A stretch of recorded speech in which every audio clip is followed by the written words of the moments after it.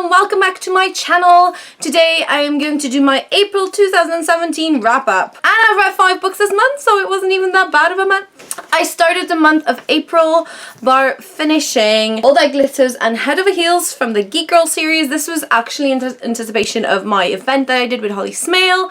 I think I gave all of these 4 out of 5 stars just because I really enjoyed them, but I just like a bit more depth sometimes. Also, I'm not that much of a contemporary reader, so this was slightly out of my comfort zone, but I just found Harriet quite relatable and quite funny and hilarious. So yeah, 4 out of 5 stars. The next book I read in April was Strange the Dreamer by Laini Taylor. I already did a full 5 reasons you should read this amazing book video, and I'll put the link up here and down below. Strange the Dreamer is Laini Taylor's new series. It's going to be a duology, and it's about Laszlo Strange, who is a dreamer and a librarian, and it's about this mysterious city of Weep which lost its name, and Laszlo can kind of remember losing its name. And I don't want to tell you much more because I think you should go in with knowing just that, but this is beautiful and imaginative, and it's everything I wanted in a book. This is literally probably my favorite book of the year so far.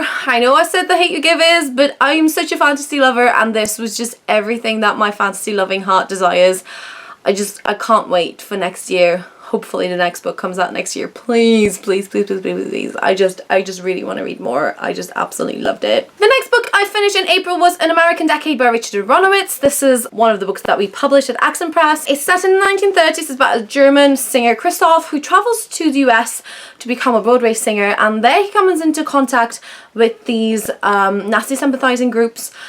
It's quite a heavy book. It's pretty heavy.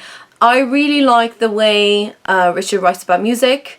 Being a musician myself, I just really related to that, and I found that it was such a great contrast with the seriousness of what was going on at the time. Christoph as a character is absolutely infuriating. He really pissed me off with his indecisiveness and the way he treated some of the people that he left back home, but I just think that it was a great novel. It'll definitely make you think. I think I gave this about 3.5 full stars. Not the most enjoyable book, but it is really well written, and I really enjoyed that. And just, you know, having people kind of write about music in such depth and with such eloquence always makes me happy, so. Final book I read in April was Sleeper by J.D. Fennell. I got this review copy from Dome Press, so thank you so much for that. And I went to the book launch, which was actually quite fun. This is about 16-year-old Will Sterling, who doesn't remember who he is.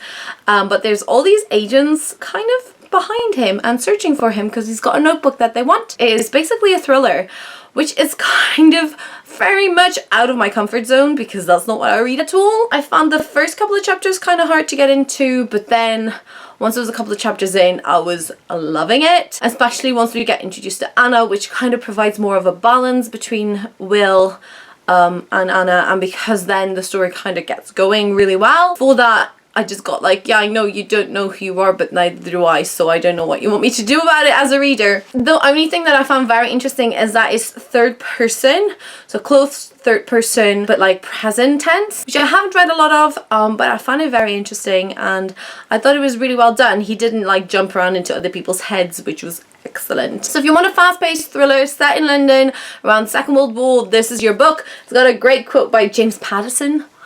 What? Also, JD's super lovely, so I may get to interview him at Yalk this summer, fingers crossed. I think I gave this 4 out of 5 stars.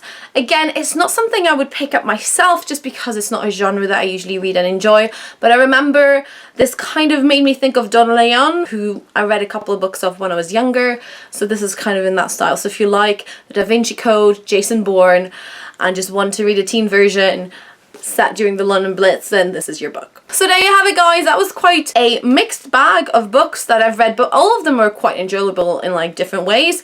Strange the Dreamer was totally my favorite, but then again, you know, it's Laini Taylor. Do let me know down below in the comments what you read this month. I'm dying to know. Thank you so much for watching. Don't forget to subscribe, and I'll talk to all of you very soon. Bye.